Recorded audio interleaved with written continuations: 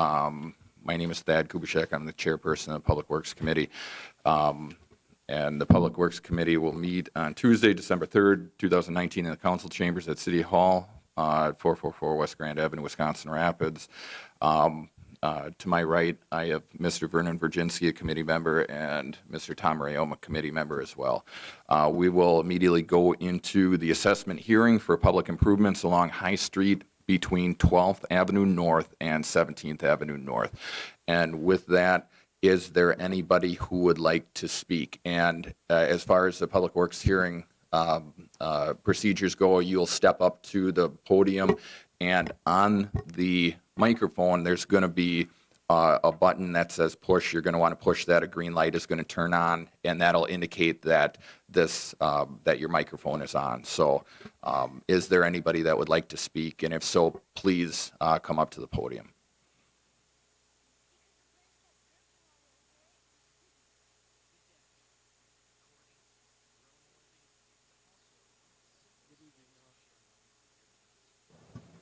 Good evening, Wall. My name is John Indrizi. I live down in the town of Rome, Nakusa address. I'm representing my father's property, which is located at 455 2 Mile Avenue here in the city. So it's a concern. John, I apologize. We'll address that on item number 6. So we have to, there's two different Public Works Committee hearings, one of them for special assessments on 12th Avenue North to 17th Avenue, and then as well as one on 12th Street from Huntington to Wood. We got to go through those quick, and then we'll... Okay, I'm sorry, I thought that public comment wasn't allowed specific to a given item on the agenda, but if that's the case, if I can speak at the time that that item comes up, I would appreciate it. Thank you very much. Absolutely, John. And one thing that with the committee has been doing, at least with the Public Works Committee, if there are residents that have concerns about a specific agenda item, I have never barred anybody from speaking. So absolutely, you will be able to. Thank you kindly. You bet.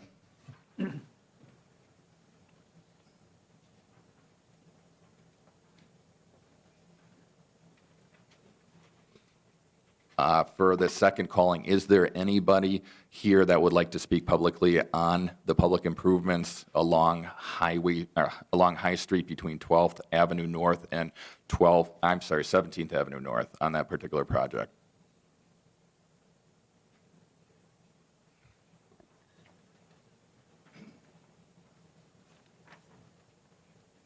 Hello? Okay. I was just wondering if you guys could reconsider like the street surfacing, because I'm getting charged $6,000 for that. Can I get your name and address just for the record? Troy Giese, 411 15th Avenue North. I know in Stevens Point they don't charge people, residents, for putting in roads. I was wondering if there's anything you guys could do, whether you change your something in your program or whatever to cut us a break on that or something.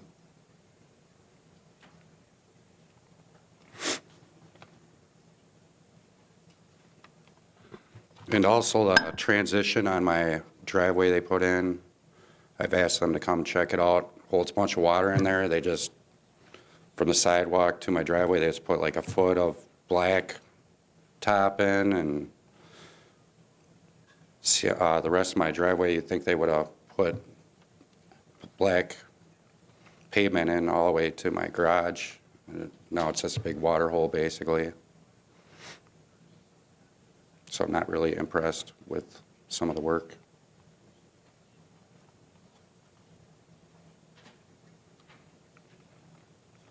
But that was the biggest thing, is if there's something you guys could do to lower or maybe take away the street surfacing. That's all I got to say. Thank you.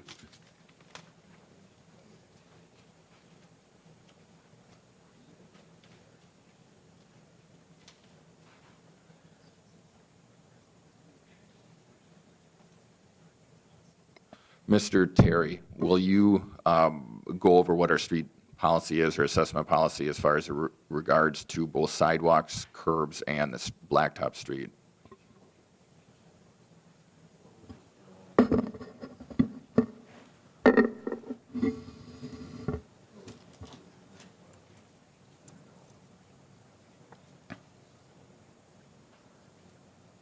See, I can go through a quick summary of how the special assessments are calculated for both of the hearings tonight, consistent with the city's special assessment policy. The items that are accessible for the High Street project include the sanitary lateral, water service, 4-inch and 6-inch sidewalk, driveway approach, permanent street surfacing, and curb and gutter. And for any of the street components, the assessment is based on the lineal footage of frontage along the street. So for curb and gutter, permanent street surfacing, and sidewalk, that's how those costs are calculated by the lineal footage. For permanent street surfacing, the cost to the property owner is based upon actual cost at 20% of the value, the actual cost to install. So each property owner is assessed at a 20% rate of actual cost. The city picks up the remaining 60%. Curb and gutter is assessed at 2/3 of the actual cost.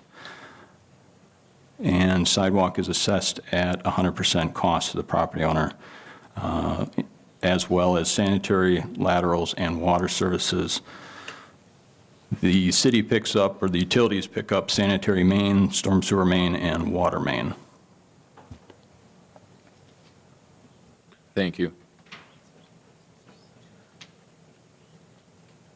Well, again, is there something you guys can do? Because, I mean, you guys are charging me as much as my house is worth for this, and it's pretty insane. It's like you guys are like the mafia or something. I mean, paying 15 grand, I paid 20 for my house, so I mean, it's like, it's pretty crazy that you can charge this kind of money to the people on the west side of town. It's kind of, you know, low poverty over there, kind of, you know, so just hoping you can reconsider your evaluations of these bills you're sending out to these people.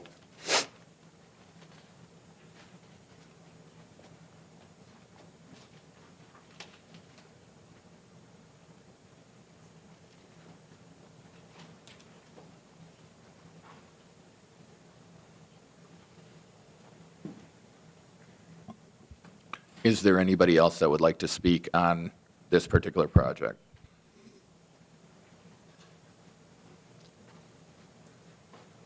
Hi, Lee Regella, 351 15th Avenue North.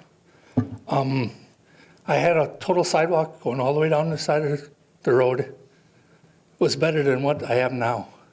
The end of my driveway looks like somebody took a jackhammer to it. There's fishing line in the grass that's getting caught in my lawnmower.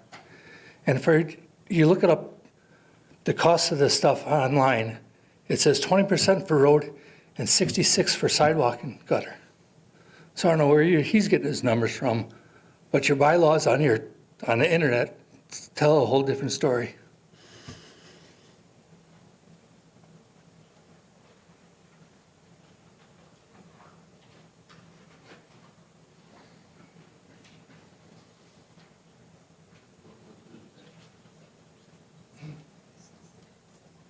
Can you repeat your name one more time, please? Lee Regella.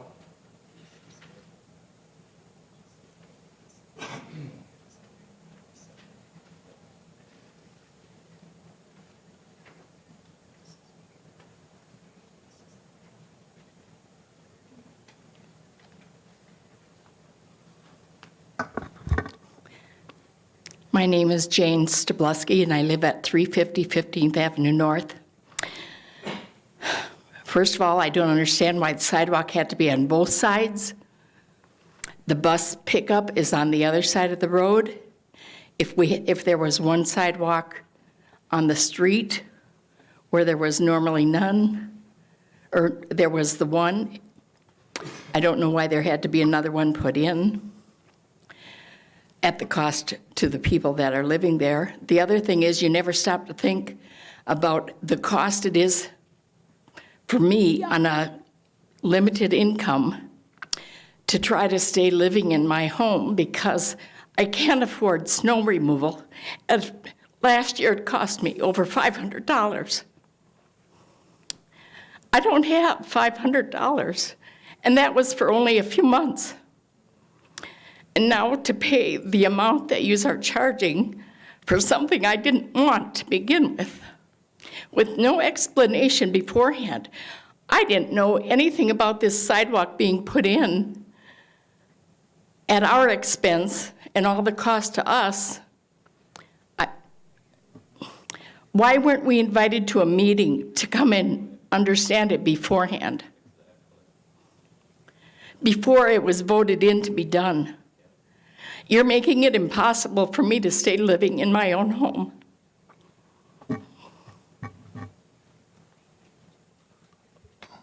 Ma'am, were you invited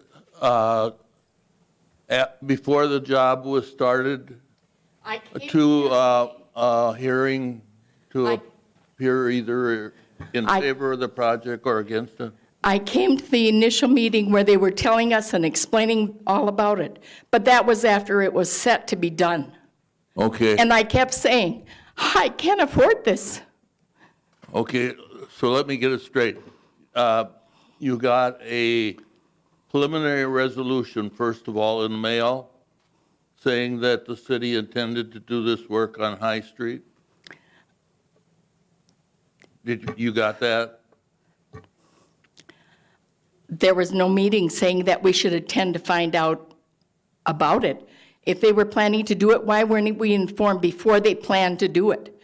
It was like I had no say then already.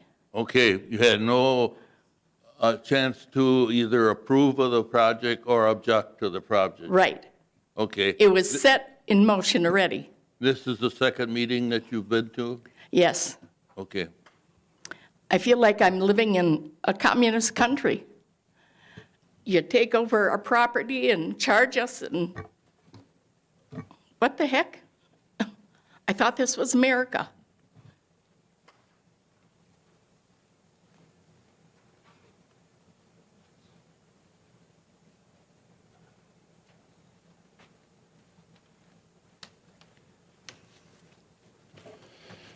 My name is Dave Weininger. I got property at 340 13th Avenue North and that, and I actually live in Sparta, Wisconsin and stuff, and I bought this property to redo it. It's been sitting empty for a couple of years, and I never knew anything about this.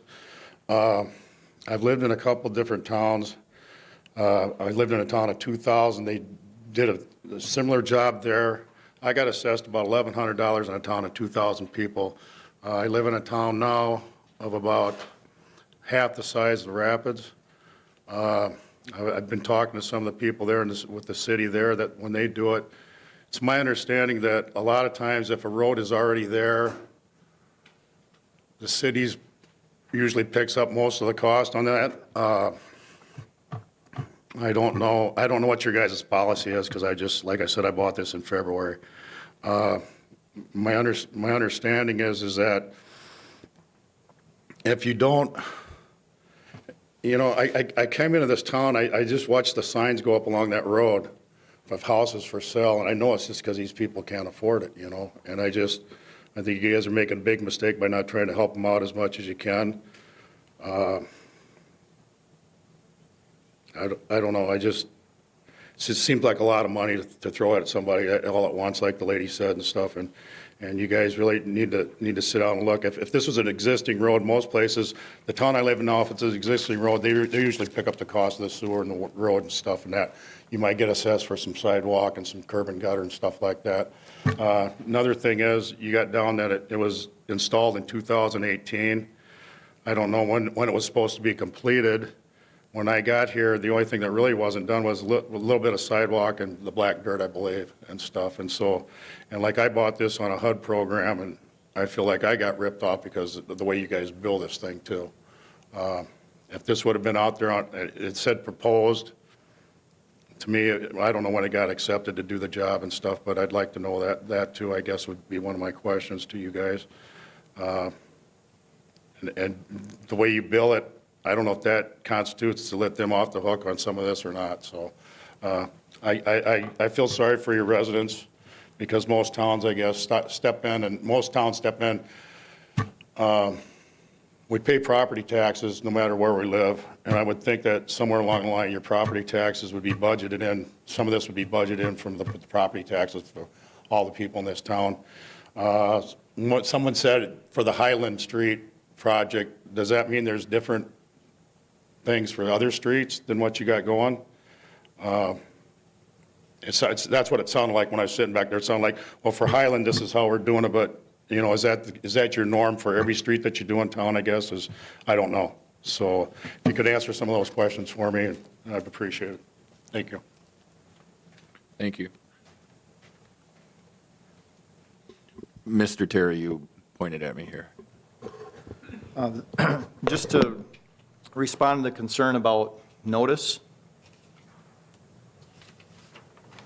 there was an initial notification letters of a preliminary resolution and open house dated February 19th of 2018.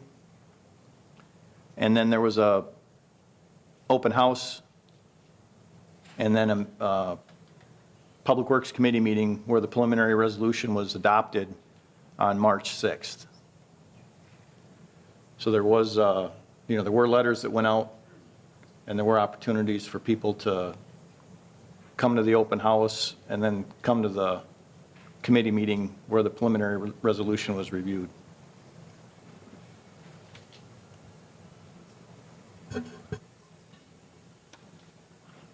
There's some very definite steps that have to be taken by the city on a project such as this. And an open house is not a public hearing. An open house we had on other streets in this city, there wasn't a representative present, there wasn't an elected official present. There was no one that could answer the people's questions. They didn't have any idea what the project was going to cost them. And now they get bills, enormous bills.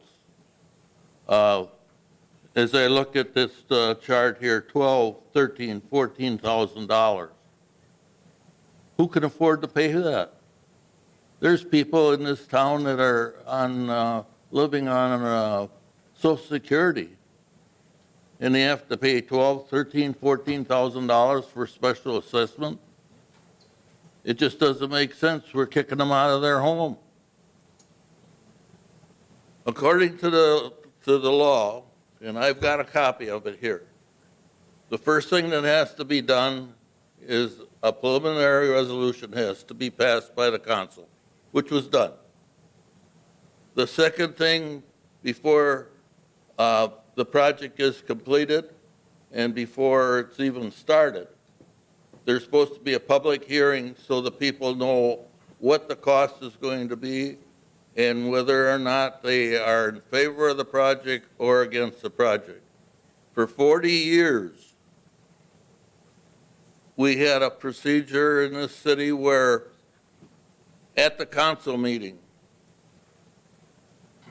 Tom Reno knows this, we used to have a public hearing, just like our chairman now. He'd ask for 3 times for the people that were in favor of the project, they could speak for it or against it, 3 times or against it. Then the alderman would debate it and make a decision. Before they left this room, they knew what the project was going to cost them. These people don't know what the cost was going to be of this project until now, until they get an invoice. That's not right. And then the last thing is the final resolution that gets passed by this council. And that's when they get billed for the project. But at least they got a chance to either speak against the project or for the project. And I think that the council has a duty These people pay our wages. They have a chance to at least talk to us and maybe compromise. And I agree with this lady where she says, why do we need the sidewalk on both sides of the street? When some of our schools are empty, that should tell us that we don't have as many kids around this town as we used to have years ago. And maybe one sidewalk on one side of the street is enough instead of both sides. That's all I have to say at this point.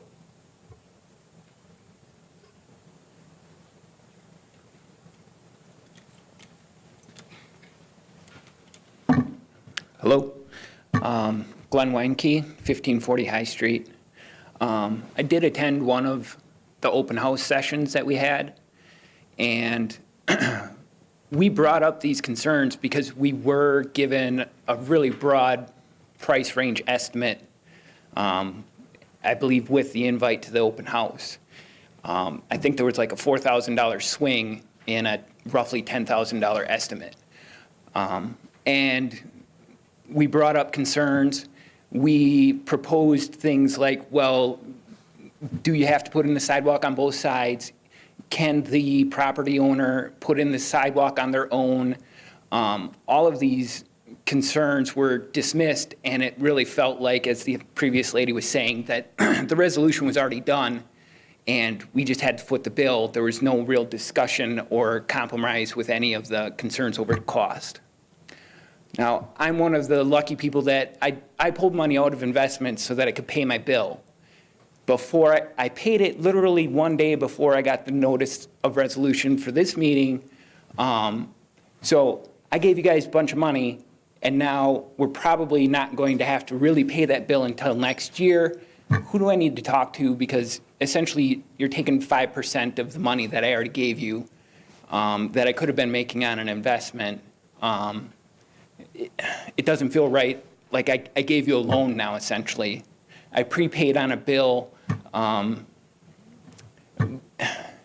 because this resolution was so late. I felt like I didn't want to pay interest on that, so I paid it off. Is there anyone I can talk to about that? That's all I have to say. Thanks.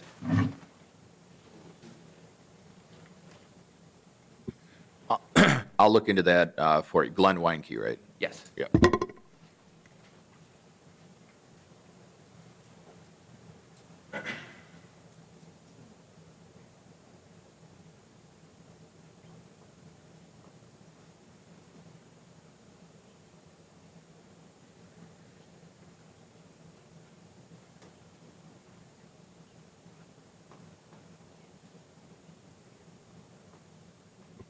Is there anybody else that would like to speak on this public hearing? Is there anybody else that would like to speak on this public hearing? Is there anybody else that would like to speak on this public hearing? I'll now close the public hearing. Mr. Terry, I'll defer to you. Yeah, I just want to comment a little bit on Alderperson Virginski's comments about the process. I would really encourage you to speak with the city attorney.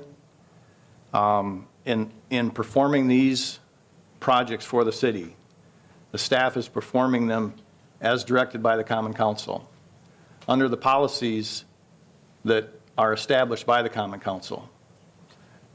I can assure you that all of the proper notifications were sent, that the procedure, that the City Council did change the procedures for the assessment hearing process here a few years ago. But those were vetted by the city attorney and confirmed that that's the way most municipalities are doing this now. Instead of guessing in advance before the city has any knowledge of what the actual costs are going to be, the actual assessment hearing is taking place after the project is concluded with actual costs. And that is perfectly legal. It's been reviewed by the city attorney. It's also been reviewed by the League of Wisconsin Municipalities. The procedures that are in place and approved by the Common Council are legal procedures. You certainly can change them. But I want to assure the committee, and the viewers and the folks in the audience that as staff, we're not a bunch of renegades. We're following the council's policies on these projects, and the assessments are theirs because that's how the city pays for these projects. I mean, every single project we do every year, we have different faces, but the same public is in the room for every project we do with the same concerns. And there's two alternatives. You raise the taxes to cover what the local residents are paying for assessments, or you have assessments. And those are difficult choices. But, we are working within the parameters that the council set on these projects. And I just want to make sure that that's clear, that we're not inflating costs or the location of sidewalks is something that is in the city ordinance. And when there is confusion and hard feelings, it's when there's an odd exception. And all of a sudden, people are treated differently. So, I've been in this business for 30 years, and sidewalks have been contentious every place I've ever worked. So it's not easy, but I do want to assure the public and the council that, we're performing our jobs in accordance with council's rules. Was someplace in the last couple of days, I got, of course, some correspondence from the city engineer saying that in 2015 or 2016, there was a change. Was that change approved by the council? Yes, it was.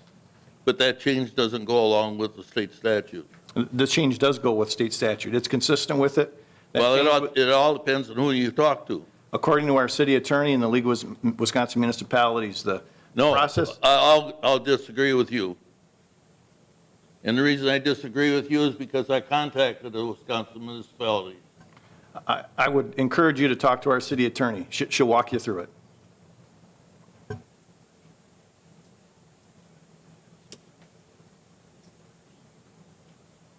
Well, I don't want to make a recommendation on this until we find out what we're going to do on High Street between 3rd and 7th.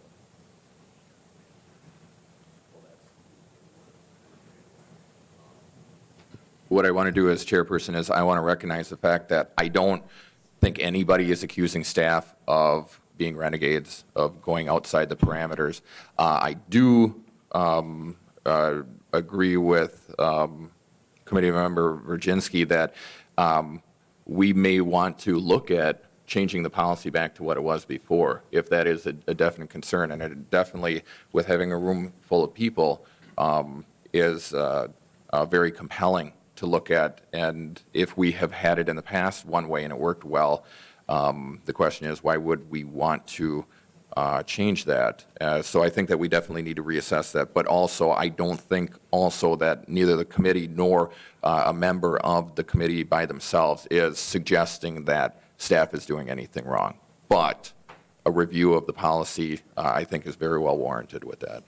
So with the public hearing being closed, item number 3, review and consider final resolution authorizing assessments for the installation of public improvements along High Street between 12th Avenue North and 17th Avenue North. Committee, we have the floor.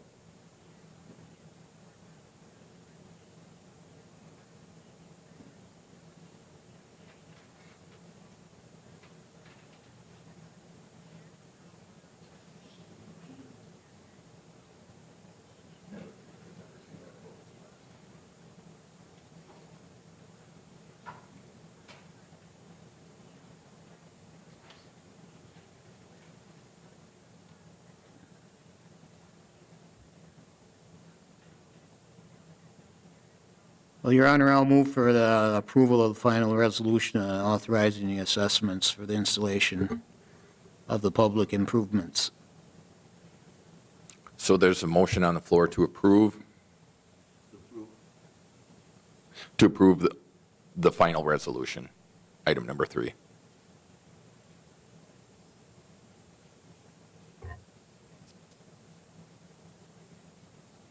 There's a motion on the floor.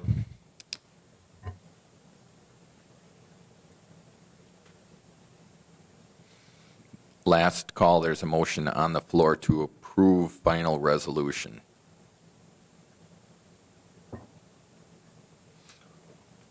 With that said, motion fails, and we are still underneath item number 3.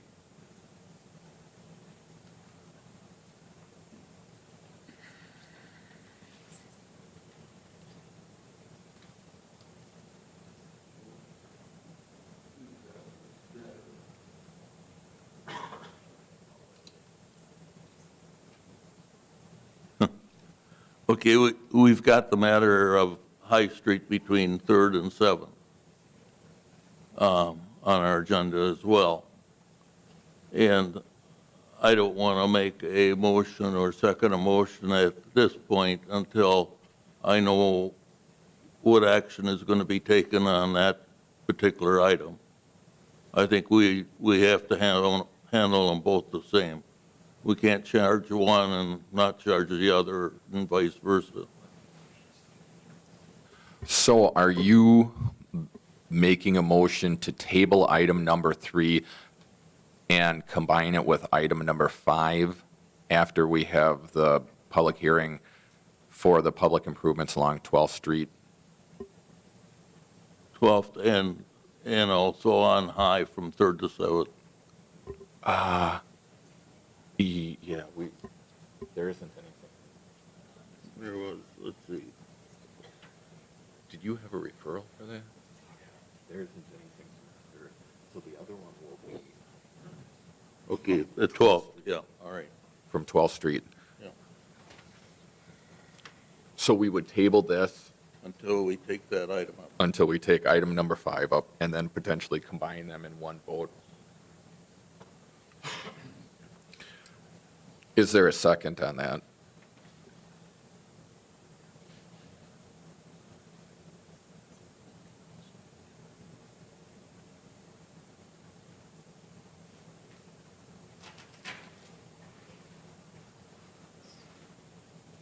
Is there a second? Motion on the floor to table until item number 5. Final call, is there a second for this motion? Item fails.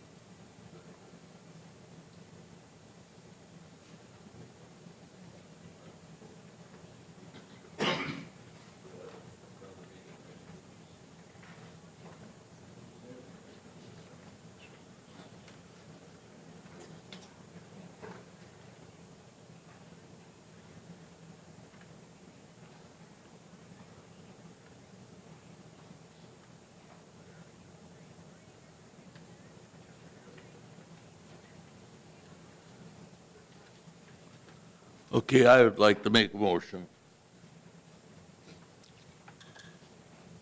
High Street is a street that's used by any children that live in that area to get to and from school. There's a provision here, and it's in one of these letters, that says, with the permission of the Common Council, the cost of sidewalk on that street can be waived. I make a motion at this point that the cost of sidewalk to the property owners on High Street from 12th to 17th be waived. They not be charged.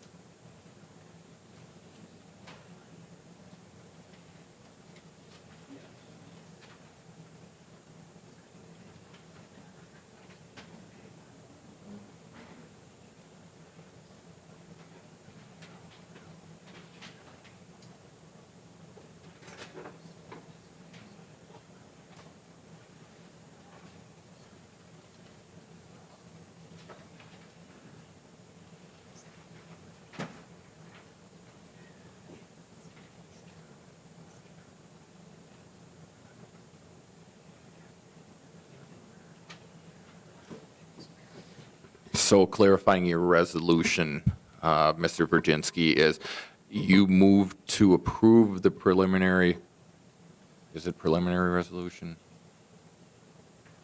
That's the final. Thank you. You moved to approve the final resolution authorizing assessments with the caveat of removing any assessments from the physical sidewalk that was put in on either side of the road. Have to agree to that.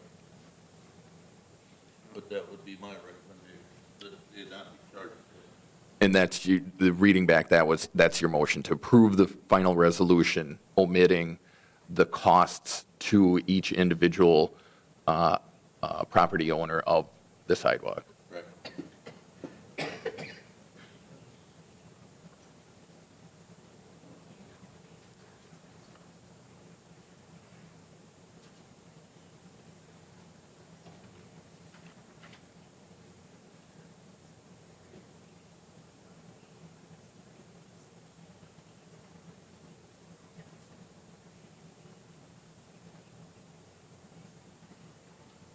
There's a motion on the floor for approval, final resolution with sidewalks omitted.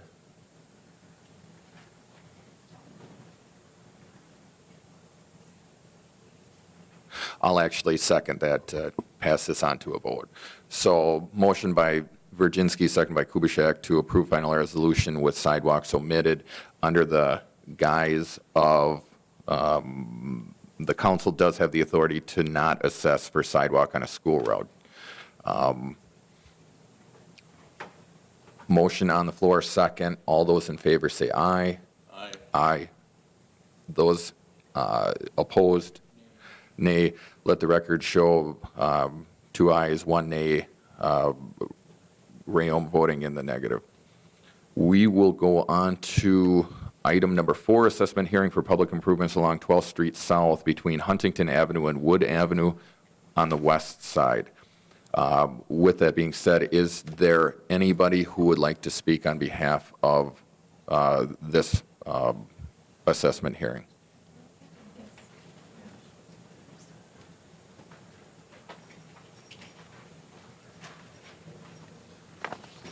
Good evening. Steve Dudley, 2340 12th Street South. And Wendy. And Wendy, my wife Wendy. I guess our first question is we just received this notice saying that this wasn't worded right, the document. A resident brought it to their attention, so they had to retitle it or whatever. So what does that mean as far as could that cost change? Because I made the first payment, but now is that up in air that could be a rate adjustment or it'll change, be more or less, or than they were originally proposed, or? I apologize for clarification. I think we're all kind of looking at documents. Which sheet are you talking? Well, this one, right? It's a letter that we. It was a letter that we received in researching a question from a property owner regarding their special assessment costs. We became aware of a mistake in the special assessment procedures wherein the proposed assessment reports were prepared and mailed with the title invoice special assessment, whereas they should have been prepared with the title proposed assessment report and sent along with notice of assessment hearing. And then it just goes on to say that it's all going to be reviewed again, the costs, I think, and Who's the name on the bottom? let's see. When? Can he show it to you? Can I just bring it up? Well, I mean, because it's either going to The name, well, Mr. what's- Terry or Doesn't have Mr. it. Oh, Eichler. yes, it Yeah, does. it It's on does. the back. It says, oh, Joe. Joe. Go ahead, Joe. So yeah, just for clarification, the proposed assessment report that was provided with the letter, it's the same information Right. that's on the sheet that was titled, The original? Right. yeah, invoice special assessment. So that title was a mistake. It should have said proposed Right. assessment report. But now, what does this mean as far as our total cost? Could that change? Could that amount change, is what I would like to know. The cost would change if there's a potential issue, discrepancy with the quantity or the rate or the decision of the committee and council to either waive an item or adjust an item, that sort of thing. Otherwise, if approved, the proposed assessment rate or report values would stand, and then the other document with the titled invoice would be mailed out subsequent to approved final resolution. Same values unless otherwise changed. So more than likely, it will stay the same where we're at right now? Correct. Okay. Go ahead. Well, I'm not even sure how to ask this, but I had spoken to you, we talked to you at the end of the driveway that day. But we didn't have a hearing before this either. So this was just, we were told this was going to happen and that we were going to get billed an unknown amount. And that's the situation we're in now too. But we're also only a couple blocks from Lincoln High School. So we're in the same situation basically as, if not even closer, than the students, or As the high people on High Street. People on High Street. The you know, residents. I mean, So I guess we're kind of in that same situation and just having a lot of questions about it, like, Ma'am, do you have school there at that church on 10th Street? there's a preschool, yes, at St. Luke's. Okay, just a preschool. thank you. Oh, it doesn't matter, it's still school. Yeah. What else was I going to say? I'm sorry, I interrupted.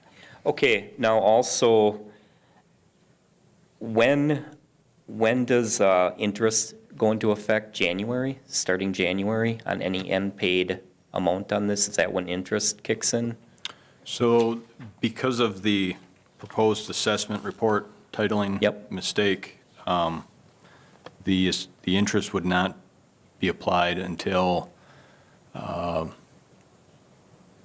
November tax bill of 2020. Okay, so all next year yet would be interest-free? Correct. And you Yep. can pay it off whenever? Yep.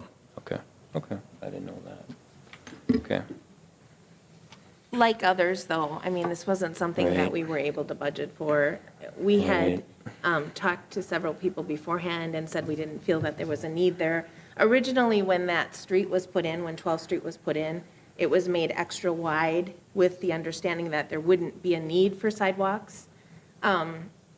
So this is all just kind of against We actually, better judgment to begin with. they were talking originally about putting in the lines along 12th on the road because it was made wider for pedestrians. And at that time,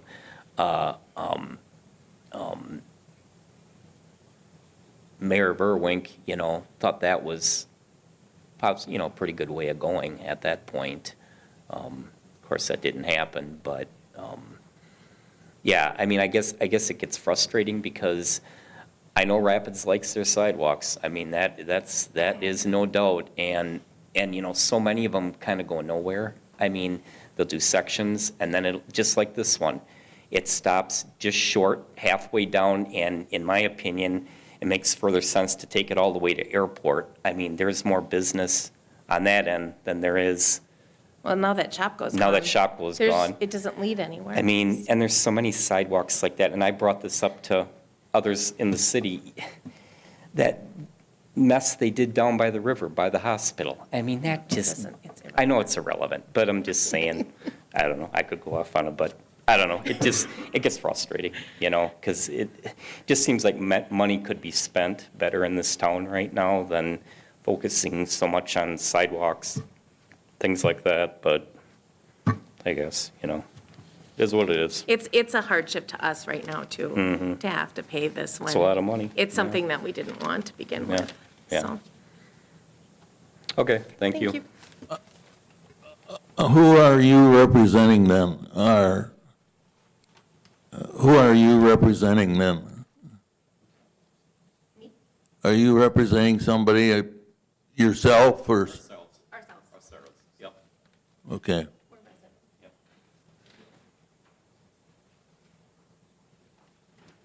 Is there anybody else who would like to speak on this particular assessment?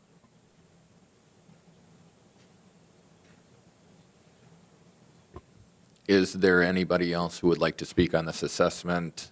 Please come forward. For the last time, is there anybody who would like to speak on this assessment?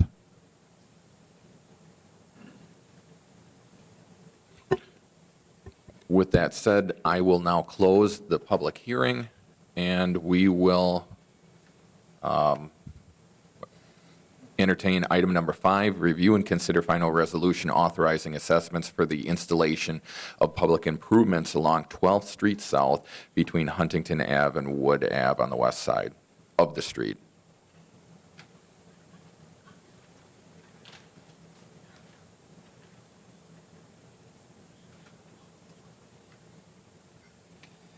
Well, again, Your Honor, I'll move for the final resolution authorizing the assessments for the installation of the improvements along 12th Street. I have a motion on the floor to approve the final resolution.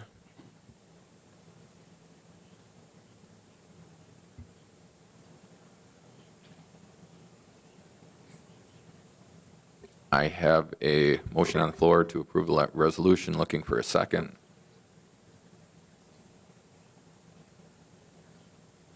There is a motion on the floor. Do I hear a second?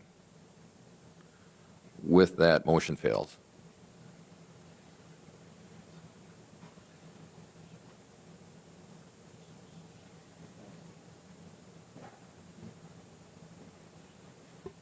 Mr. Blazer. I agree that this is also in a school area. And ironically, the largest assessment on there is the school. And if we're going to do the schools, I think this would qualify for that waiver also. Living near the Dudleys, this presents the other part of the problem, putting sidewalks on one side of the road. Only that side of the road is being assessed when the other side of the road is not being assessed. So how do we determine which side of the road gets that assessment? I just think that if we're going to waive it for the other reasons, this is clearly, with Lincoln High School and St. Luke's there, that this would be utilized by school. Thank you. I think that that's one thing that this committee should review as well, is if we do decide to do a sidewalk only on one side, how is the equitable process done as far as maybe both properties on either side of the street pay equal fair share, and then just one is on one side, but then someone's got to take care of that sidewalk regardless. On the other hand, you look at the public good for the sidewalk, because there is a reason for a sidewalk, and in that area, there's also, and we see it on the list as well, the Opportunity Development Center for individuals to go from one place to another. So I thank you for that, Mr. Blazer.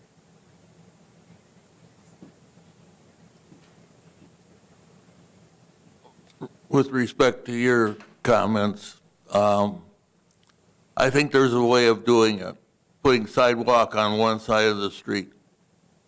Nobody, if we put sidewalks, say, all sidewalks on the city would have to be on the north side of the block, on the north side and on the east side. Okay.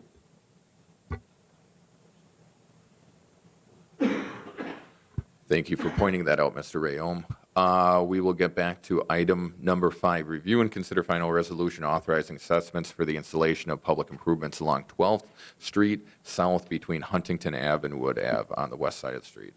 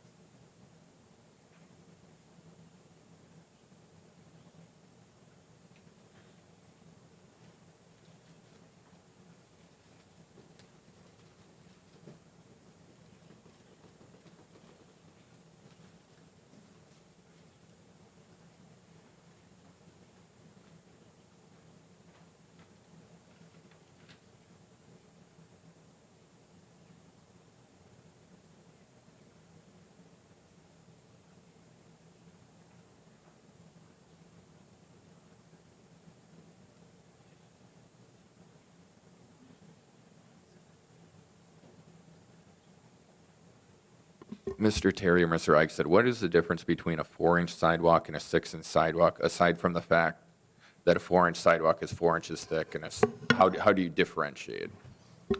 So 6-inch sidewalk is installed across driveways.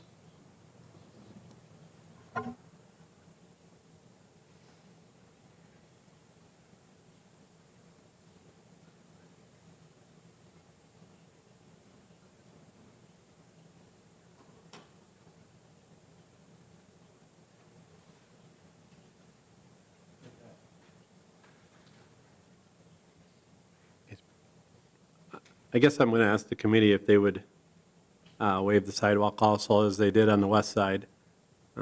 But I think no matter what happens, this will probably be held out for further discussion at council. So I guess just as a notice that if, whatever we do, I plan to hold it out. If it's not waived, and I'll be making a motion at council to waive it if the committee does not do that tonight. I just think we're in the same situation as the west side. For the prudence of time, I will make that motion to approve the resolution holding out the sidewalk assessment portion of the preliminary or the final resolution along 12th Street South between Huntington Avenue and Wood Avenue on the west side of the street.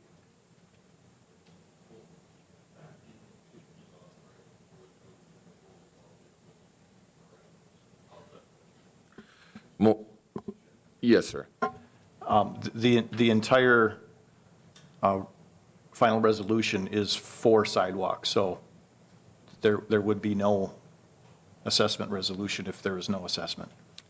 Thank you for the clarification, but yeah, I was aware of that, so thank you. So we got a motion on the floor by Kubaschak, second by Virginski, to approve final resolution with holdout of sidewalks for the purpose of the authority not to assess for sidewalk on a school route. Motion on the floor, second. All those in favor say aye. Aye. Those opposed? Ayes have it, 2-1, with Mr. Rayom voting in the negative. We will go on to item number 6, review and update the service agreement with MSA Professional Services to perform a conceptual study on 1 Mile Creek ponds. And this was last committee meeting, we approved this, and it was approved by council, last council meeting, but I think as far as including myself, there isn't, I haven't received an update in this, or I think we haven't, or people that live on a pond. And I'm just kind of curious, what's the next step with this? Is MSA going to reach out to property owners living adjacent to the ponds? What is the timeline, and how are we moving forward with this? And I think, John, I think you had indicated that you wanted to speak on this behalf. So if you want to come to the podium. I would defer the floor to either of the other residents. If they wish to speak before me, I still reserve the right to speak, but if they care to speak of it, let them have their thoughts aired first. Hearing that, I would, yes, very much like to speak.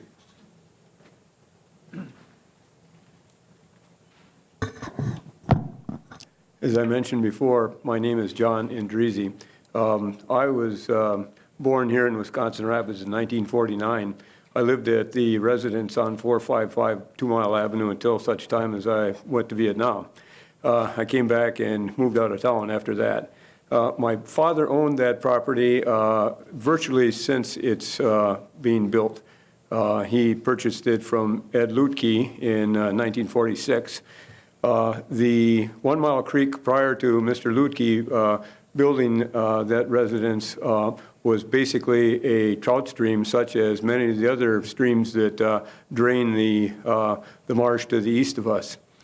Mr. Lutke saw fit to build a pond and install a dam. And for those of you who are residents of the city for any length of time, you remember that he also installed a water wheel in that location. It has been an icon for the city for almost 75 years. In recent times, the city has seen fit to use the 1 Mile Creek for stormwater disposal. There have been many objections from landowners surrounding the pond along that portion from, say, Airport Avenue down to 2 Mile Avenue and possibly even into Grand Rapids. I believe that's Grand Rapids across the street there, down to Sampson Street, because of the flooding that has occurred with the stormwater. I understand that the situation has come to a head and that the city now is looking to obtain some credits from the state for stormwater disposal. Meaning that the city would be liable for making changes in procedures and dimensions of that pond to be able to make those credits come into fruition. So having that background, as far as my knowledge is concerned, I'd like to speak to the ongoing situation. We've been approached by the city, as you folks all know because you are the city, regarding doing something about this situation. The proposal had been made, I believe, 2 years ago, maybe a little more than that, for the landowners around surrounding this body of water to give the city easement for the purposes of getting into the water body for adjustment. In other words, dredging and other procedures that would allow for proper settling for suspended particles. That hasn't gone through, to the best of my knowledge. There have been short stops, and I understand, given the way governments work, sometimes that happens. The most recent situation has been that my father passed away during this time. I'm now the executor of that property, and I'm faced with a decision as to what I'm going to do with this property.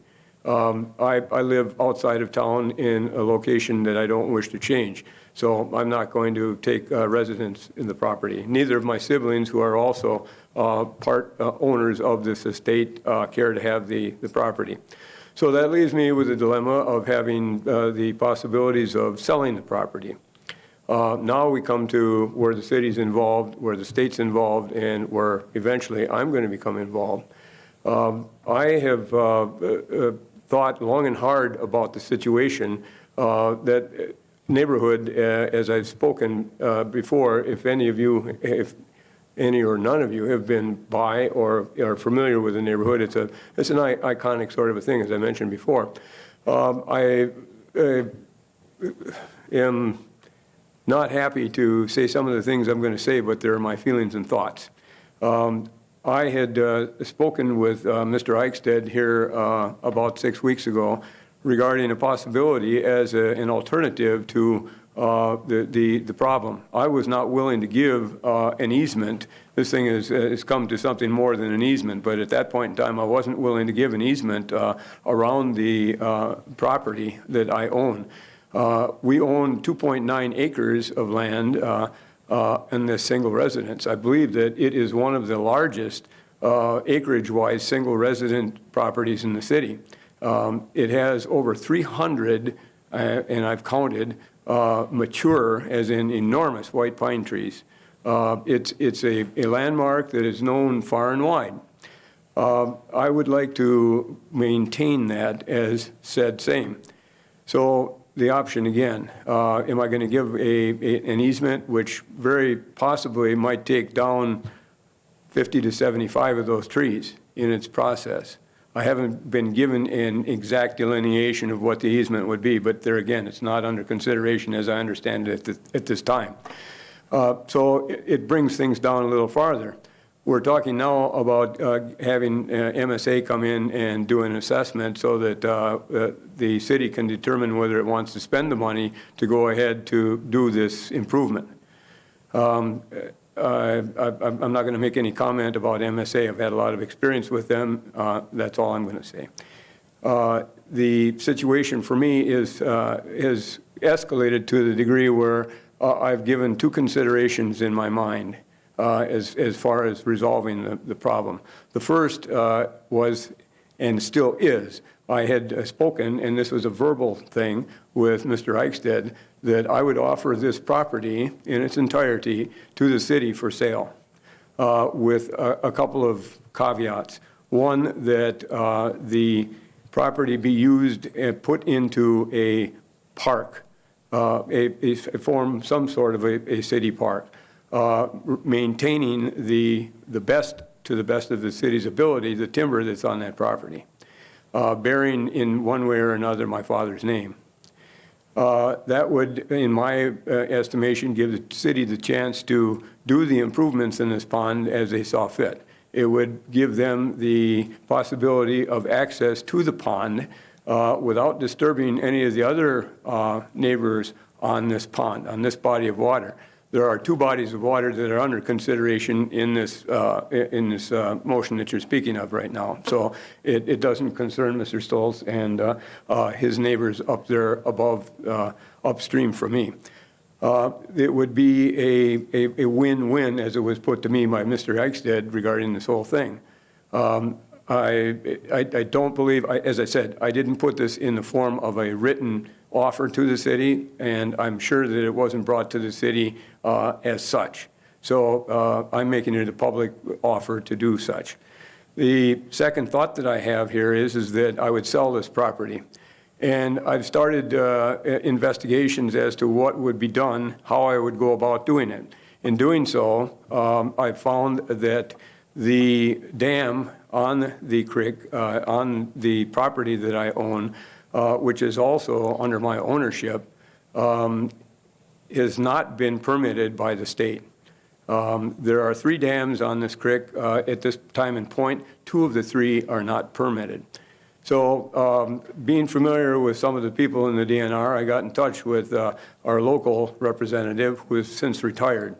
And I let the thing dally until just recently I spoke with his new replacement regarding what my obligations are regarding the sale of my property.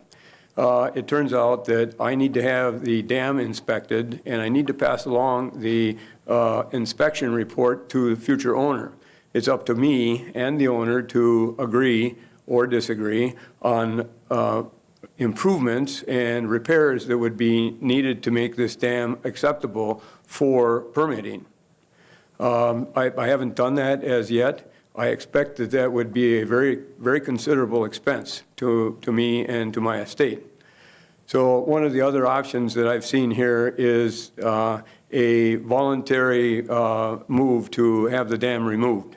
The state actually provides funding for that sort of a thing, grant funding. I'm certainly not making any stipulations as to what I'm doing, but I would say that those are all possibilities that we have here. I would ask you to entertain the possibilities that I've presented to you and to take them to the council regarding the possibility of the sale and the respects of the other alternatives. Thank you for hearing me tonight. Thank you, John. As far as this process goes, Mr. Eichstead or Mr. Terry, can you provide kind of I guess, a play-by-play in what we're looking at, seeing with how we can move forward or how we are moving forward or how we plan to move forward, and then if there's some what-ifs, what needs to be done also in terms of potential trees or different things that may occur if and when easements are obtained and this turns into a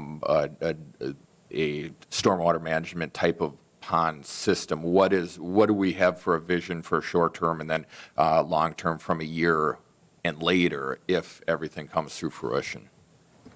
Sure. So a little bit of background. The council recently approved moving forward with a conceptual study for the 1 Mile Creek ponds on November 19th. That conceptual study is comprised of 2 phases. The first phase includes hydrologic modeling, preliminary hydraulic modeling, and then a staff and resident meeting where we go through those initial results. Following the results of the phase 1 and that staff resident meeting, then we would review proceeding with Phase 2, depending upon, I guess, the considerations of the study and the meeting with the residents.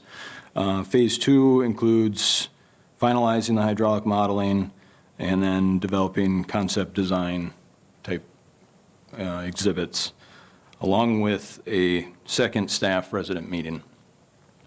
So the primary purpose of the conceptual study is to provide answers to questions related to the project that we can't answer today without doing some preliminary work. The cost of the proposal is near $15,000 for both phases. And our understanding regarding water rights, and although Mr. Andreezy's property encompasses most of the large impoundment, is that the water rights would require, and use of the impoundment for stormwater purposes with an easement would require an easement from all property owners that have even a small portion of that water body on their property. The timeline for it, they anticipate completing the conceptual study by April 30th of 2020.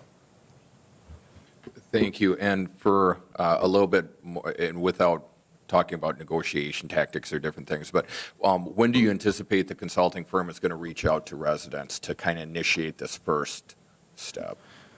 So because the November 19th approval and the holiday, we just got the service agreement today, and so that'll be signed here shortly and sent back, and then work will commence thereafter.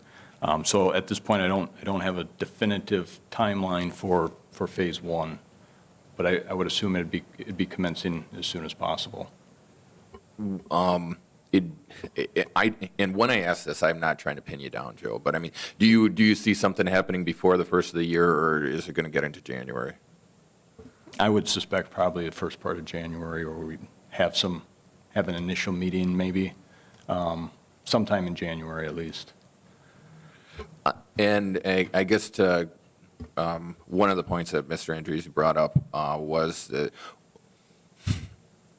what is defined, because and maybe it can change, but what is defined by the actual physical,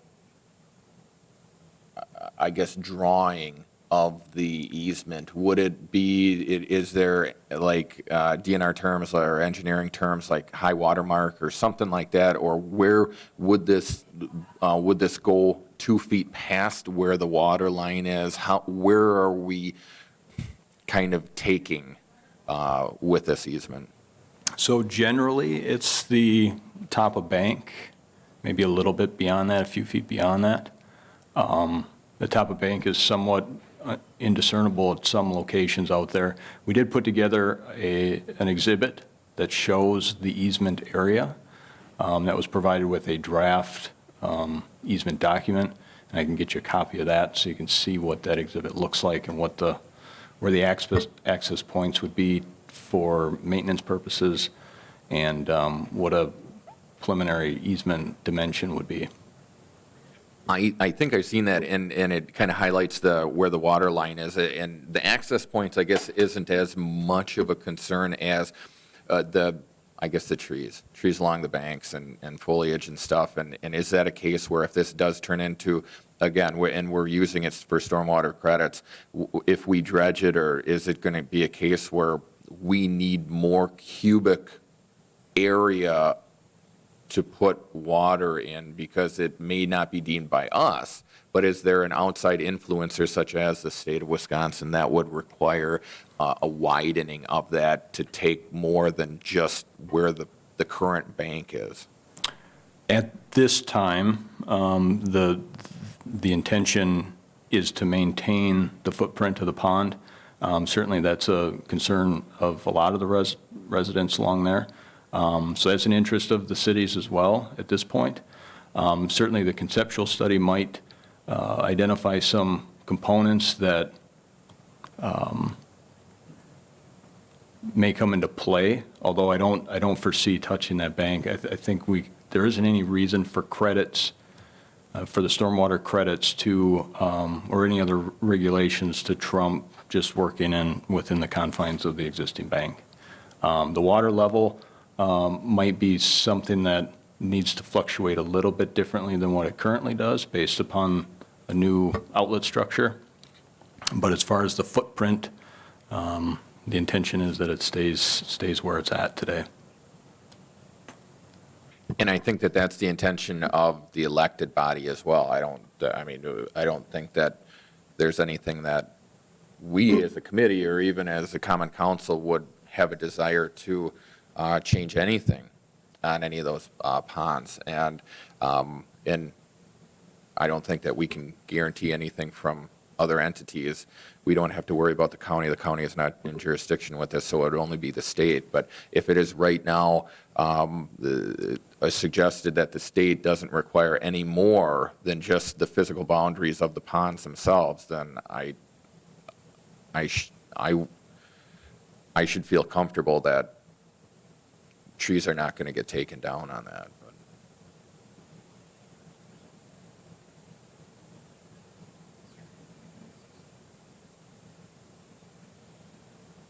So I guess for a little bit more of a timeline clarification, Mr. Eichstadt, if we look at a January-ish start date, are we looking at maybe a couple months, 6 weeks, 10 weeks? What are we looking at for kind of a looking at? Because I think that it's been suggested, and I don't want to rehash what we've already talked about, and if phase one, something happens or doesn't happen, then naturally phase two can't happen or won't happen. So what are we looking at for the phase one to kind of, and I think you mentioned March, but I don't remember. I don't have any further details on the schedule except that everything would be, both phases would be complete by April 30th, but I can certainly reach out and get a more detailed schedule at this point.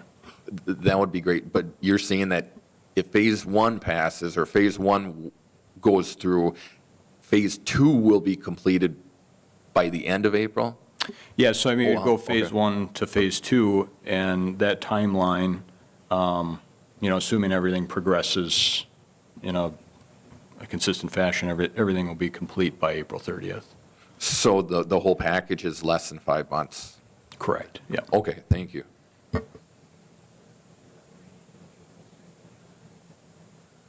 Do you guys in the audience, anybody else have any other questions? Because this is what we want to do. We want to make sure that everybody gets information as far as this particular project. And you can absolutely reach out to me. You can reach out to the engineering firm as well moving forward. But hopefully we get moving on this and see what happens. But otherwise, and again, like I said, I'll even be here after the meeting too when we commence. But I want to make sure that everybody is as informed as need be.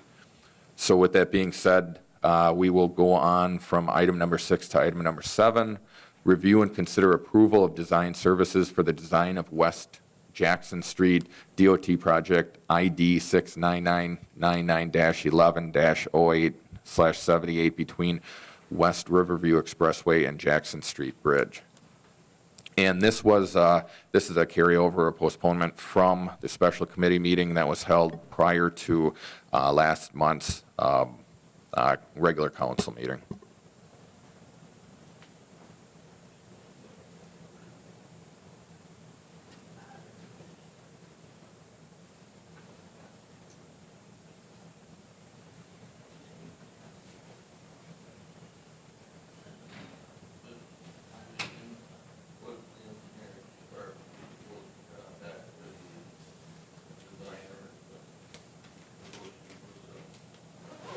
Yeah, I believe in this particular issue, the committee had asked the city staff to reach out and see if there's any negotiation abilities with the 4 particular firms that submitted proposals.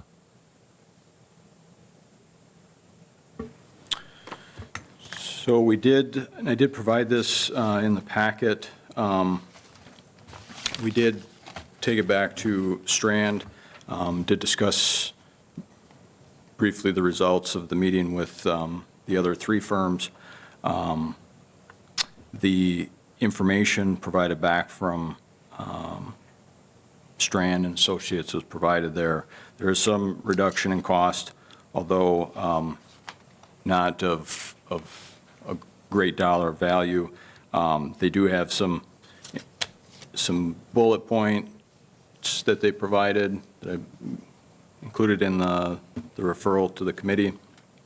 I mean, Strand went back and reviewed all their numbers and are confident that they've provided an initial proposal with what they anticipated to take, a level of effort that they anticipate to produce a design that they're comfortable providing.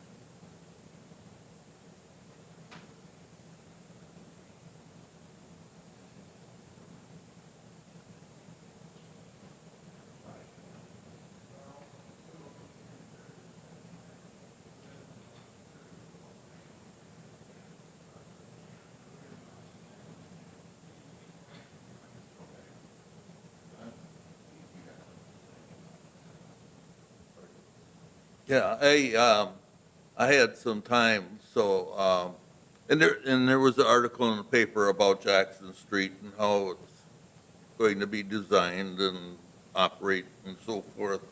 And I had some time, so I made some phone calls to people in my ward, people outside my ward, to men, and to, well, I even called a couple women to see what their views were about this project, and I didn't get very good answers.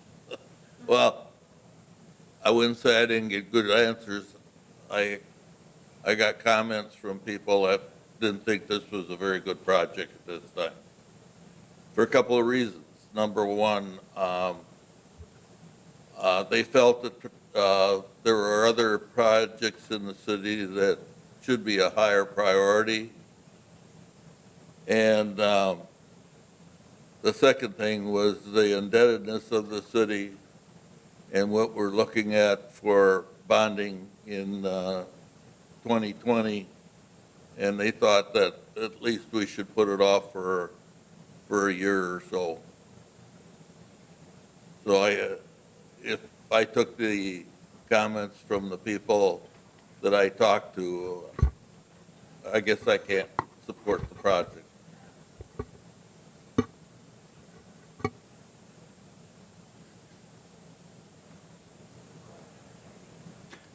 Joe can go first, then I will. So just a little background on this project. This project was reviewed by the city council, and STP urban grant application at the council's approval was applied for and submitted and was awarded for this project. So the city has both approved the grant request and approved the grant contract for this project. So that's why it's already given a state ID number. So we're long past the the general scoping of the project if it's a project that we should do. 80% of the funds for this project are funded through the state and federal government, which is one of the reasons why the city made that application. Those downtown corridors are aging and will be in need of replacement. And the the city's allocation through the STP urban program is in the negative right now, which doesn't mean that there's no funding for projects. It means that other areas in the state aren't requesting projects. And as soon as they do, the city will be less likely to receive funding for them. So I do believe that it's in the city's best interest to continue to pursue this project. And because if we don't, and we change course at this point and give up an STP urban grant, we may not have the opportunity to get that grant for this project again, and we'd be leaving 80% of, what was the estimate, around about $4 million on the backs of the taxpayers. Yeah, I'll kind of clarify with that what Joe was saying, Bud, is that I think that deciding on the project right now is more kind of ripe per se, because what we're looking at is the engineering costs or the scope of that.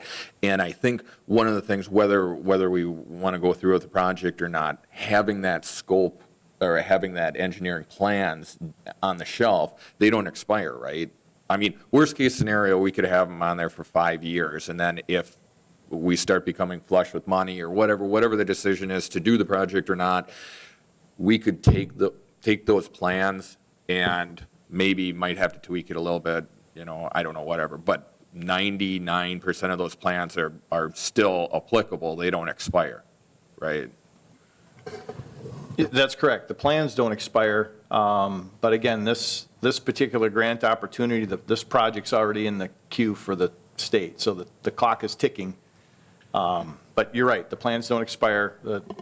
If for some reason it didn't happen, plans can sit on a shelf and the project can be built at a different date. Yeah, and I acknowledge your sentiment. I mean, if the clock is ticking, I mean, when the council takes up, actually affirming the project, then that's that particular deal. But we do get 80%. That's where the state funds are. But I think right now, again, it's the approval or not approval, but the approval of choosing an engineering firm to design that. And I think that's where the question kind of came into play, and that's why we postponed it, because we had gotten 4 bids, and Mr. Ram, do you have those 4 bids?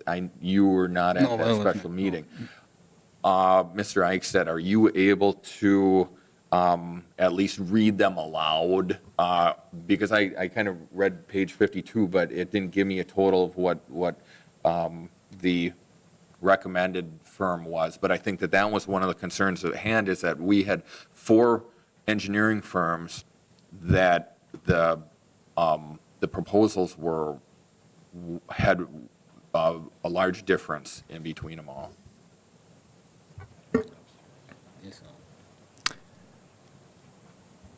So I can provide those. I'd have to run upstairs and print them off quick or get my charger for my laptop. Would they be the same if I looked at my committee packet from last week, aside from the adjustment that was made for Yes. for Yeah, Strand? it should be the same. Yep. Let me see if I can bring that up. All of my emails are in one That's right. thing. So the summary of the proposals at the last meeting was provided at the meeting, so it may not be in the packet. See. You know what? If we're going to be voting on this, I will allow you to run up. I think we need to have the current numbers.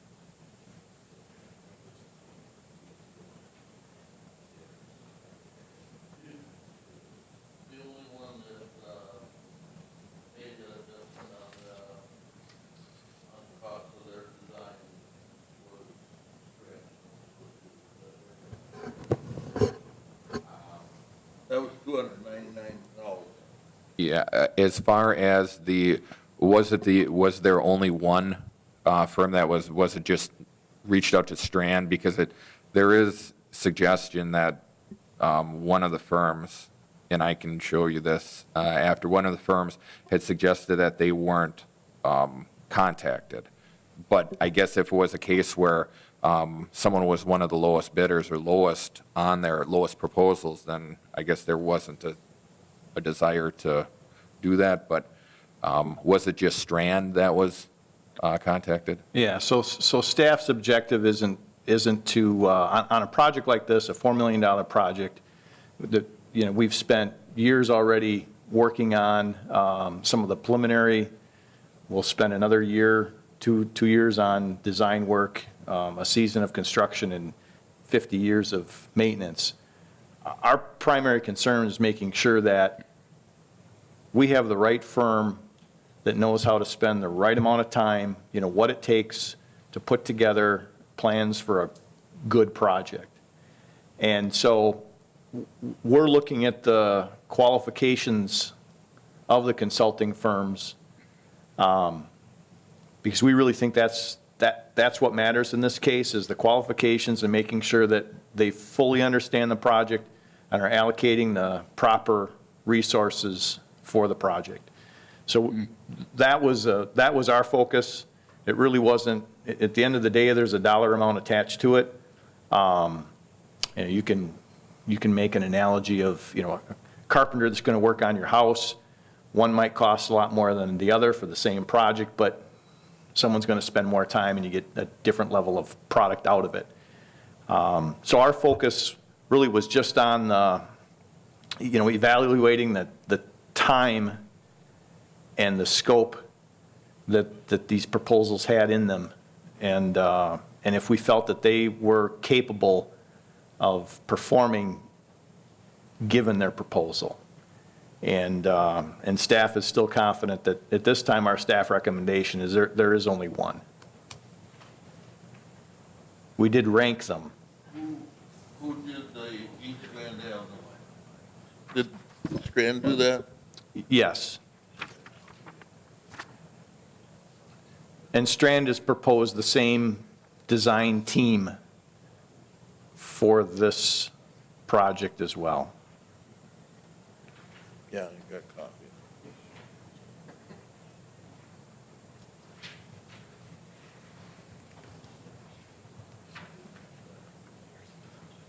Yeah, thanks, Joe.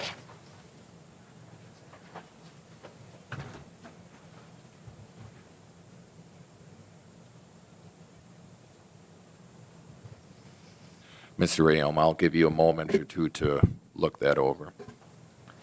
The sheet that you have was compiled from our engineering staff and myself. We all individually reviewed the proposals and then met and discussed the merits of the proposals, looked at some strengths and weaknesses, and developed this summary sheet.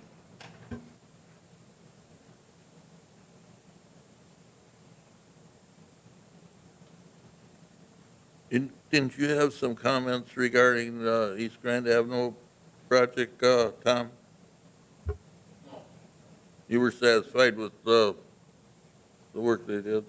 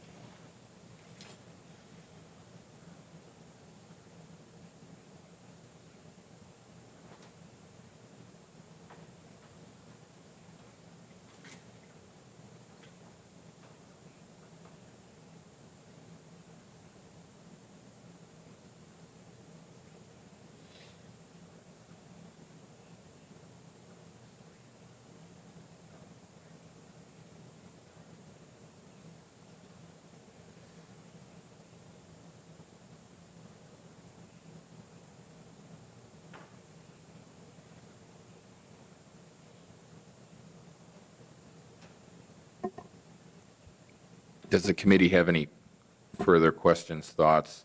Item number 7, review and consider approval of design services for the design of West Jackson Street DOT project ID 6999-1108/78 between West Riverview Expressway and Jackson Street Bridge.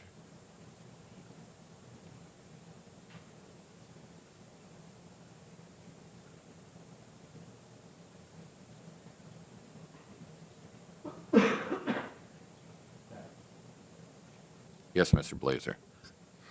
I just struggle with the large difference in cost, and, I mean, I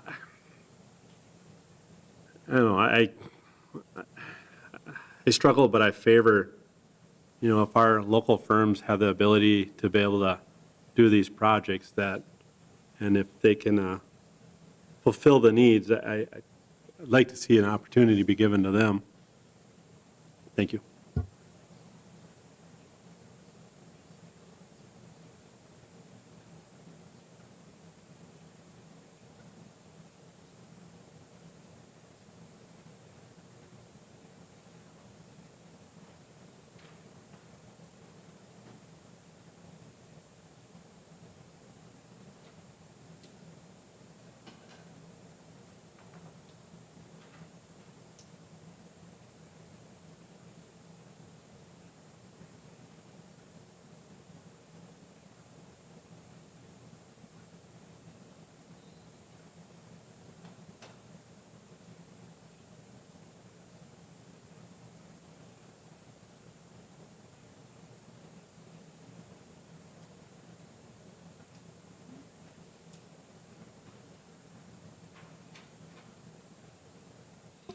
I think as far as the proposals that were given, I think that was one of the concerns that I had on the special committee meeting held prior to last month's regular council meeting, is that the numbers are all over the board, and the lowest being 148,300, the highest being now adjusted 285,000.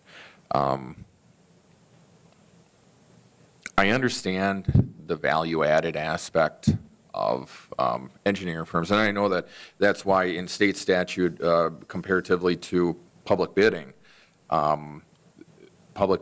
must go with the lowest responsible bidder. There's some extenuating circumstances to that, but mostly it's the lowest bidder.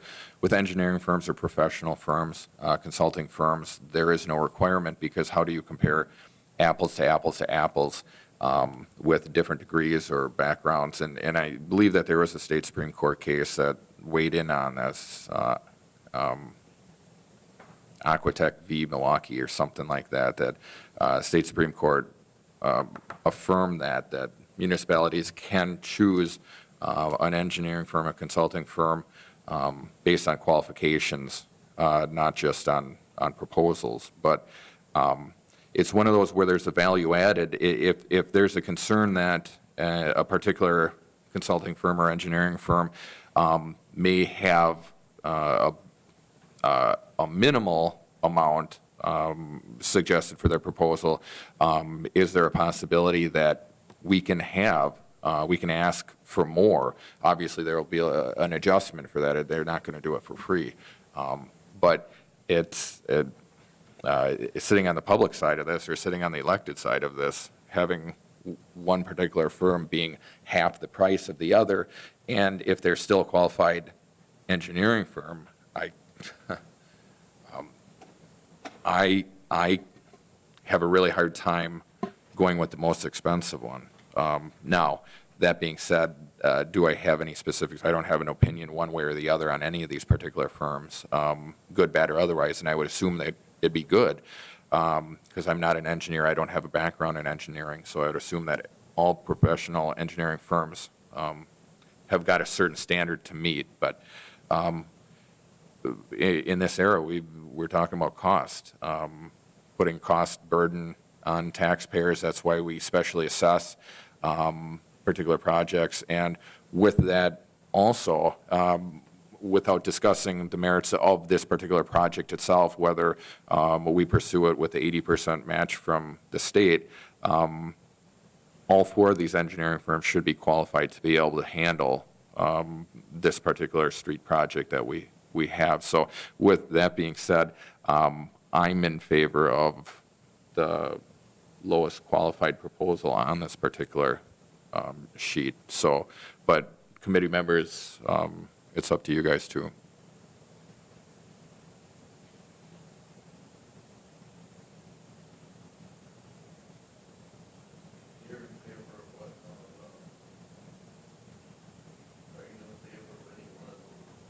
The lowest one at $148,336.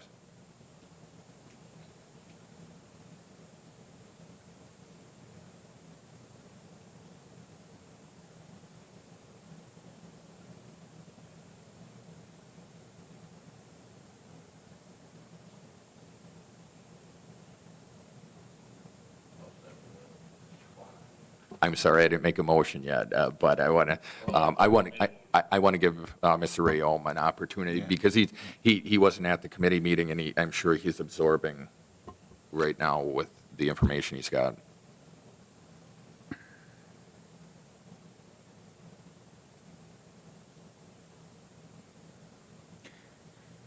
It's too bad, I guess, the difference is as big as it is in prices. I keep looking back at the letter from staff and that of their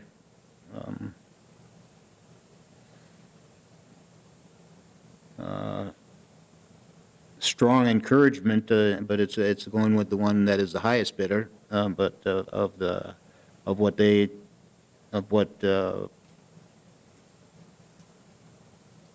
extra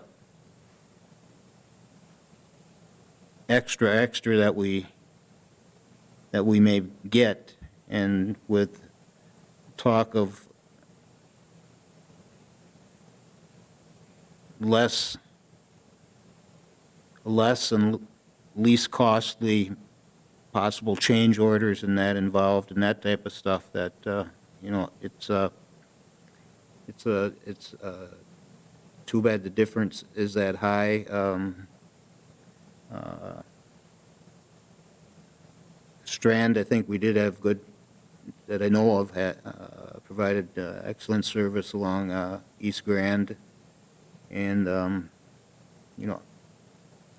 I would lean towards going with them, but that'd be up to what the committee would do tonight.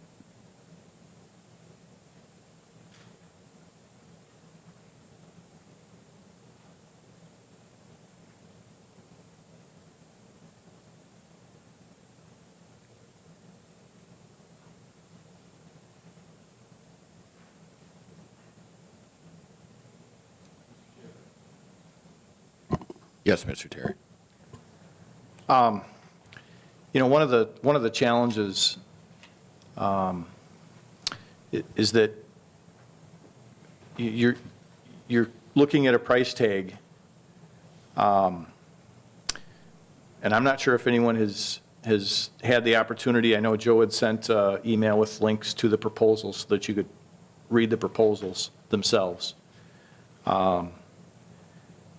But again, understanding the project is really a key component here. The price is a component, but understanding the project,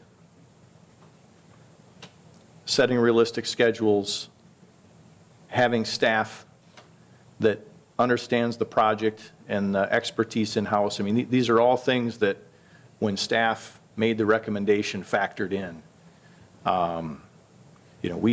We looked long and hard at those costs as well.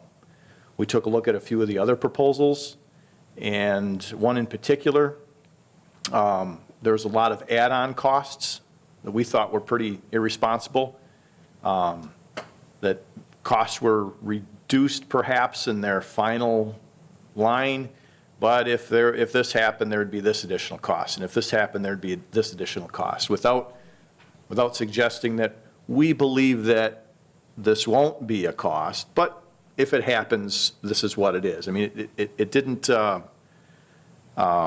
one of these other proposals, it didn't stipulate that.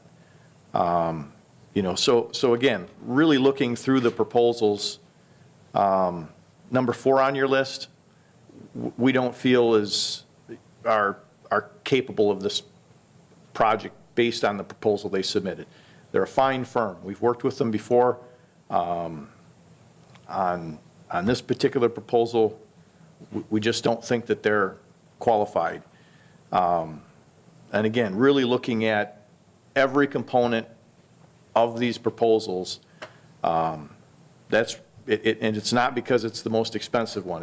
It's because we feel that they are going to allocate the right resources with the right amount of time to give the city the best project that it can be. And while for a design, it may be the most expensive, as a percentage of the project cost, it's less than what we spent on design for our East Grand project. And it should be, because it's not quite as complicated of a project. But that cost is not out of line. And really, this is a comparison of what these firms feel resources, what are the appropriate resources for the project. So, that just a little more further explanation of why staff feels pretty strong. We were unanimous in our discussions, and we didn't have conversations prior to sitting down and reviewing this, and we were all very consistent in what we saw are pros and cons of these 4 proposals. Thank you. Mr. Blazer. I believe somebody in the audience would like to address the committee. Is there someone here? Absolutely.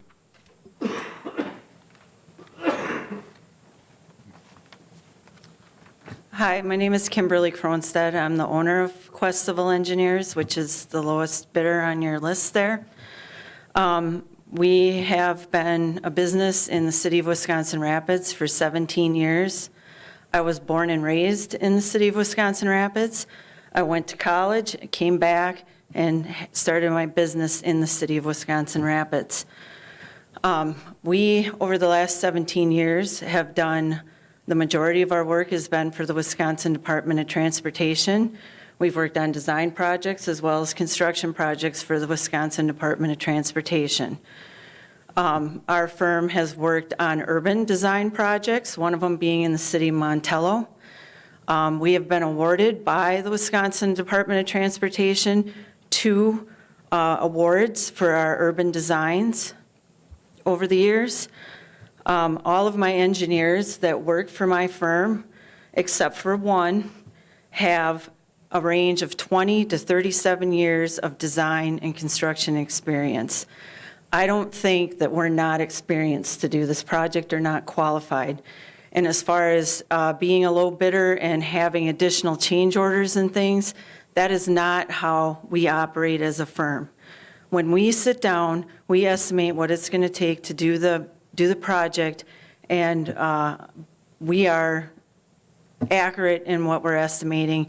We are not a slimy firm that tries to underbid somebody and then go ahead and make up the money and change orders. That's not how we operate. My employees, some of them live in the city of Wisconsin Rapids. They have parents and relatives that live in the city of Wisconsin Rapids, and are taxpayers, as am I, as a business in the city of Wisconsin Rapids. My other employees who work here that don't live in the city are always buying gas in the city of Wisconsin Rapids. They're frequenting restaurants, going to grocery stores, and other things. So we are supporters of the city of Rapids.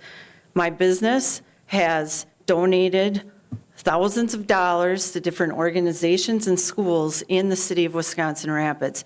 We have supported the city, we're in the city, and we're qualified. I think that it's disappointing for me as a longtime citizen of this area, and to sit and hear all of this propaganda about buying local, that our own city doesn't even consider doing that. I think it's disappointing, I think it's frustrating, and I think the taxpayers in the city would prefer to see the city use a firm that is local and is $150,000 less than the firm you're choosing to go with. Thank you. Kimberly, real quick, so you're not going to have any change orders above the $148,336?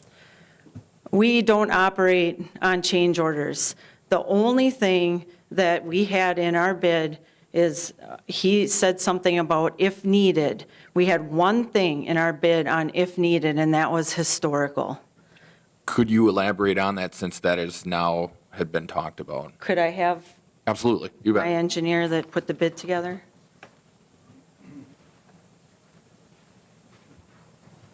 Good evening. My name's Jim Wendels. I'm a professional engineer. I've been planning, designing, building, maintaining roads for 30 years, my entire career.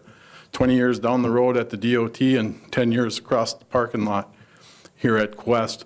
What I put in my proposal regarding historical is there are going to be historical buildings or properties along the Jackson Street corridor.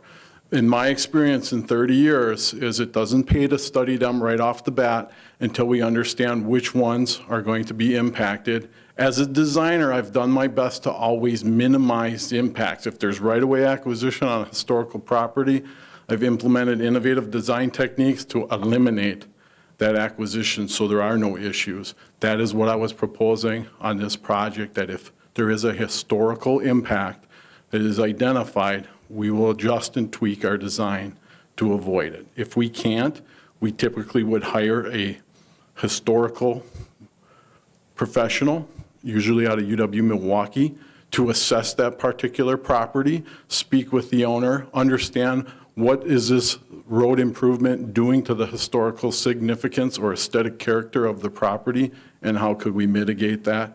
And that is generally the process on 99% of the projects that I've ever worked on. That is how we have resolved it. And with that, thank you. Which property is on this particular project, because you're the one that put the bid together, which ones are there? I build buildings, but I don't determine whether they're historic. I think Johnson Hill, where our office resides, I think Verso Corporation, all these could have historical significance. They've been in the community for over 100 years.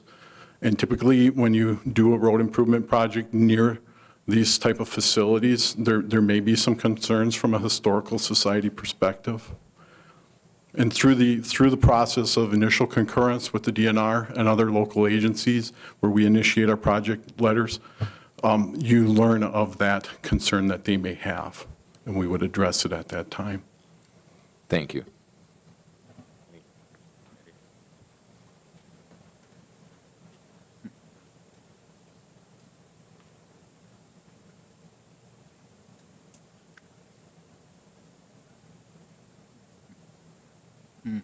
I guess to keep the meeting moving, and the aspect where the full council can withhold an item and we can further discuss it. This is just advisory. I'll make a motion to go with the lowest bidder, Quest Civil Engineers, for $148,300.36.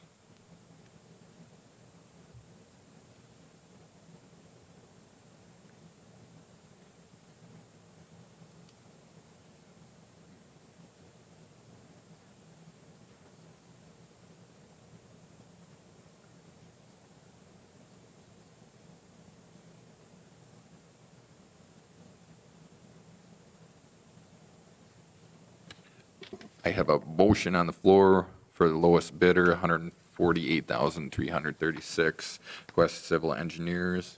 Is there a second?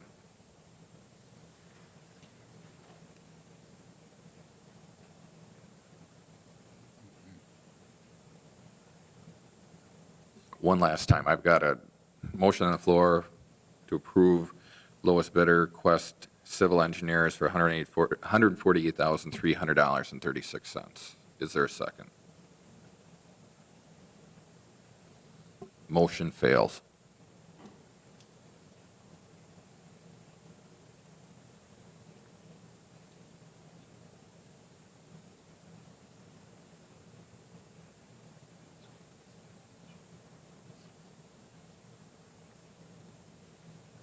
Well, just to move it along, I'll move that we go with Strand Associates.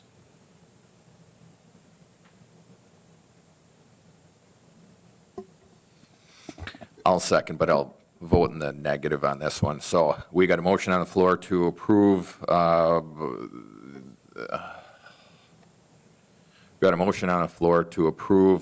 the design services for the design of West Jackson Street DOT project ID 6999-110878 between West Riverview Expressway and Jackson Street Bridge. Second on the floor, motion by Rayom, second on the floor by Kubaschek. All those in favor say aye. Those opposed, nay. You said nay.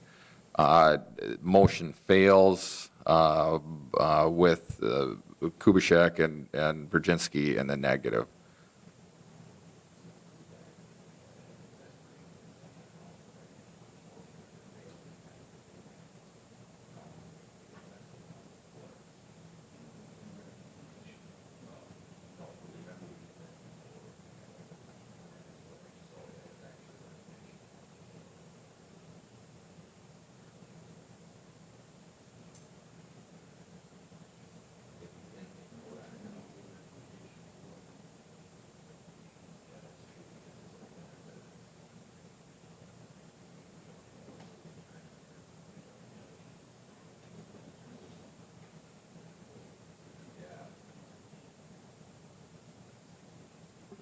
Yeah, so we can't move forward. I think we have to,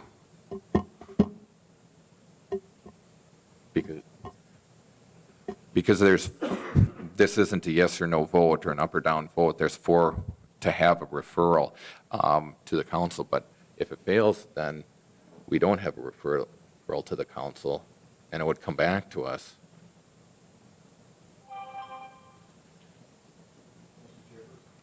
Yes. I believe because it was on the agenda, the council could take action on its merits, just understanding that there was no recommendation from the committee. That makes sense. I guess, yeah, to send it to council floor. I guess that's what we're kind of questioning right now, and we don't have our parliamentarian here. Because if it was an up or down vote, then it would just go with the recommendation to not approve that, but the council could still take a 0-3 recommendation up for consideration. But with this particular issue is that we've got 4 proposals, and the motion was made to approve one, and then committee voted in the negative to that motion, accepted the motion, had a vote on it, and it went 1-2. So the consideration for that particular firm failed. But so then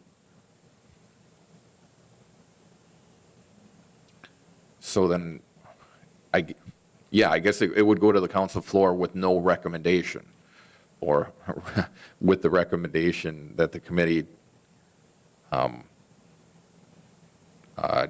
did not want to approve the highest bidder on that.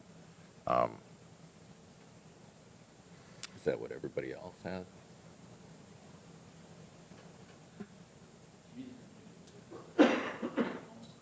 Yeah, the council can do it, and if anything changes, that would be something that the city attorney would bring up prior to or at the council meeting. So this, because it is properly on the consent agenda here, or on the committee agenda to be proposed for the consent agenda, then the whole council will take this action up at the regular council meeting in December. So to reiterate, motion on the floor was, and second, to approve Strand Associates, and motion failed 1-2. We'll move on to item number 8, the Director of Public Works report, and I believe that, Mr. Terry, you've also got approximately about a 15-minute presentation about the East Grand Avenue project. So I'll give the floor to you. Thank you. These slides should come up here momentarily. Wanted to give this report. I had an opportunity to give a brief presentation to the Wisconsin Rapids Noon Rotary, and they were asking for a East Grand Avenue final report. And it it was well received, and so I thought it might benefit the committee and the audience. So the East Grand Avenue project, looking at it is the anatomy of a project. East Grand and most of its underground infrastructure was reconstructed in 1952, with some surface and underground infrastructure replaced between 2nd and 3rd Streets in 1986. The photo you see is from 1950, 2 years prior to the East Grand Avenue paving project, and the photographer is standing on East Grand Avenue looking north up 2nd Street. The buildings on the left are where Veterans Memorial Park is today, and the building on the right is Wood Trust Bank, or the bank on the corner. Things have changed since the 1950s. East Grand Avenue at that time was State Trunk Highway 13 and 54, and multiple lanes of roadway were needed to handle traffic. Instead of traveling to malls or ordering online, people from all over came to downtown Wisconsin Rapids to shop, dine, work, catch a show, or simply pass through. That project served the city for over 67 years. The downtown experienced a lot of change during that time, and while the city continually invested in the maintenance of East Grand Avenue, streets don't last forever.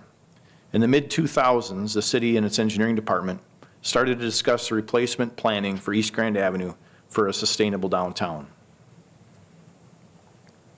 In 2009, the project was identified and preliminary conceptual layouts were developed consistent with the city's downtown revitalization plan. In 2010, the STP urban application was submitted for East Grand Avenue. That's the surface transportation program in urban areas which can receive 80% federal and state funding with a 20% local match. In 2013, the DOT awarded the grant for a different project within the city, and that was 48th Street. The city requested those funds be reallocated to the East Grand Avenue project and asked the DOT to reconsider. In 2014, the DOT did approve the request and awarded grant funding for the East Grand Avenue project for 2019 construction. Almost immediately after that award, the city solicited consulting engineers to assist in the design and specification development. Strand Associates was selected as a design engineer in November of 2014, and preliminary design work took about 4 years, commencing early 2015 and was complete late 2018. By the fall of 2015, and with Grand Avenue having 7 intersections in a downtown area, directly impacting 26 businesses and 7,000 vehicles per day, developing concepts with stakeholders and regular design and construction communication was identified as critical to the success of the project. In November of 2015, the city invited the business owners to meet and discuss the project scope and logistics relating to their businesses, such as delivery vehicle types and could those vehicles navigate the side streets for deliveries and so on. The city engineering department contributed significantly to the design effort, including preliminary survey work, peak hour traffic counts, irrigation system and landscape design, sanitary sewer and water main design and permitting, and design oversight and administration. After that November 2015 meeting, the city held several public information meetings in 2017 and 2018 to update the public about the design progress and gather input to be considered in the final design. Concept plans such as the one shown on the screen were presented to illustrate the project. The plan specifications and estimates were complete in August of 2018, and the project was let for bid in December of 2018. The final design included just about everything in the concept plan, including changing from a 4-lane to a 2-lane roadway, intersection bump outs for pedestrian safety, bike lanes, and green space. Construction started in April of this year, but it was delayed by a late season snowstorm. We had our own city projects to execute to complement the East Grand Avenue contract project. Those areas are shown in red on this slide and were performed with the city acting as the general contractor. For those projects, our staff performed all of the design engineering work, plan, and construction survey work, utility permit applications through the DNR, and physically installed the storm sewer, sanitary sewer, water main, and grading work, and performed overall project administration, including the quality control. For those areas in red, the city subcontracted with a local electrical contractor for the street lighting, a concrete contractor for the curb and gutter, and concrete pavement on East Grand from the 2nd Street intersection to the Grand Avenue Bridge, and an asphalt contractor for asphalt on 2nd Street and on 7th Street. The contractor-built portion of the project is shown in blue and was let by the DOT as required by the SDP Urban Grant Program, and work was done in 3 phases. West of Lincoln, shown in light blue, east of Lincoln, shown in dark blue, and the Lincoln Street East Grand intersection shown by the dark blue dot. City staff installed the water main and sanitary sewer in the contract-built portions, and we coordinated our work with the contractor to avoid delays, and we were successful in that effort. Business access was challenging, but was generally maintained by side streets or other means of access throughout the duration of the project. Quest Civil Engineers right here in Wisconsin Rapids was a consulting firm that performed the construction oversight of the contractor's work. Their staff did an outstanding job and were excellent to work with. Phase 1 of the project was open sooner than expected, and the entire project was open to traffic within 7 months in accordance with the contract specifications. Project communication continued to be a priority during construction. Prior to construction, the pre-construction meeting was held to review the project schedule and try to define expectations for businesses and property owners. A website was developed specifically for this project. Weekly progress meetings were held throughout the duration of the project, and the engineering department sent emails to anyone interested in project updates. In cooperation with our community and media department, I narrated project updates that were posted on the city's Facebook page. And for example, the September 5th update had over 4,500 Facebook views and several positive comments. Some statistics of the project was just under a half a mile. There were 9 subcontractors plus the city crew working on the project. The original contract amount was $2.56 million, and the final contract paid was $2.45 million. Additionally, similar to many of our other projects, old concrete was crushed to specification and used as road base on the new project. With the completion of any project, there's reason to reflect and celebrate. The East Grand Avenue project was 10 years in the making. Due to careful planning and design, this project experienced no construction-related change orders, no significant variations in build quantities, was completed 107,000 under the contract bid amount, and was complete on time. As a result, the project has recently been nominated for a 2019 DOT award for outstanding highway construction concrete paving under $25 million. In the short term, these downtown projects can be challenging for local businesses. We did our best to keep everyone informed and minimize the construction-related inconveniences. We generally had good feedback from businesses and the general public about our communication efforts. We even tried to make the best of the storm event because our staff was cleaning up tree debris. Some of our street crack filling and chip sealing maintenance projects couldn't be performed. By using funds that would have otherwise been used for those activities, we took advantage of the unplanned We Energies gas main project adjacent to Veterans Park to resurface the 1st and 2nd Streets between Jackson and Grand. In addition to the East Grand Avenue project, 2019 was a record construction project year for the city. The Public Works Department normally performs about $3 million in infrastructure and paving projects annually. This year, with our regular projects, we're performing or administrating $20 million of projects, nearly 7 times the normal amount, which includes the projects that I've spoken about, plus the reconstruction of Chase Street from 19th through 21st, installing the sidewalks on 12th Street from Pepper to Wood, and the East Riverbank Phase 2 project, and the aquatics and recreational project. I think that's especially impressive considering, on top of all that, we dealt with a major storm event in July that pulled everyone away from their normal tasks for about 4 straight weeks. City has recently completed some other major sustainability projects as well, including the West Side Sanitary Sewer Lift Station project and Force Main River Crossing, ensuring the dependable delivery of wastewater from the entire west side to the wastewater treatment plant. And due to some impressive work by our wastewater staff improving the wastewater treatment in the city's plant, the city's superintendent, wastewater superintendent Ryan Giefer, has recently received the 2019 Wisconsin Wastewater Operator of the Year Award. I'm proud to say that all that success isn't by accident. It's through careful planning, meeting the city's financial goals of not exceeding 50% of our bonding capacity, involvement from the community, and involvement from the council. So we're happy that the project's done, and I think it's a great example of the anatomy of a construction project. Thanks. Thank you, Mr. Terry. That was very informative. And not to put more work on you, but if you want to do that with other projects in the future, that'd be great too. I want to reiterate that the project does look really nice. Driving up and down East Grand, it'll look nicer when the snow disappears into spring and into next summer. But with that said,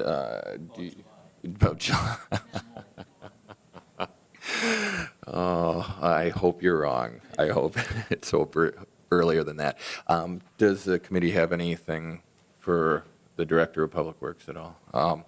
With that being said, we'll go on to number 9, review of referral list. If you notice, I did not put a referral list on this. What I want to do at the next meeting, January, is kind of clean up everything, decide whether we're going to keep certain things on the referral list or if we're going to abandon them for good, or tentatively for good, and work on moving forward on future referrals. I have received several referrals from Mr. Rayom, and I want to kind of clarify them after. But, go ahead. One referral that I asked the mayor about at the last council meeting was to get something in the newspaper about the flashing arrow at Lincoln and the Expressway. And you told me there was only one in the city. There's one at East Grand Avenue and 8th Street too. Yeah, I can work on that. There's also, at every one of those intersections, there is a sign right underneath those flashing yellow arrows that describes how they work. Well, yeah, they're confusing at times because the one at 8th and the 8th and East Grand, I went up there today. I don't think that thing stayed on 3 seconds. I just went up to the intersection, it was on, and then all of a sudden it was off, and I can't remember if it was a red light or a green light. Came on.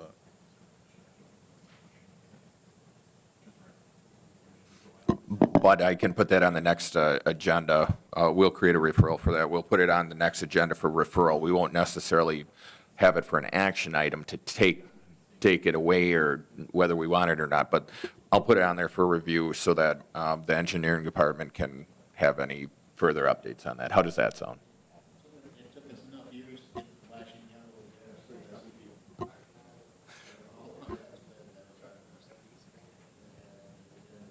I see that there's a host of I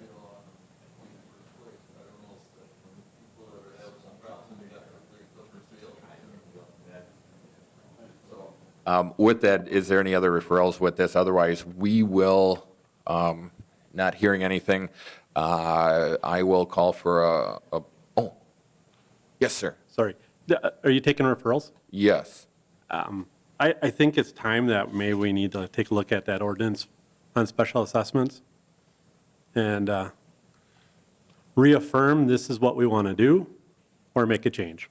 How about this, Mr. Blazer? Mr. Rayom beat you to the punch. Oh, okay. And Oh, it's already on. his written referral to me is this request is for Public Works and Finance Departments to study the different ways to assess residents in the installation of streets, sewers, sidewalks, and curb and gutter, et cetera. How does that sound? Sounds good. I just think that obviously with our attendance here tonight, and we wrestled with these costs, and I think we need to, as a council, once again reaffirm this is how we want to do it, or make the necessary changes. Absolutely. Thank you. With that, with no other referrals being heard, I will entertain a motion for adjournment. Motion by Rayom, second by Virginski, to adjourn the meeting at 8:15 p.m. Thank you.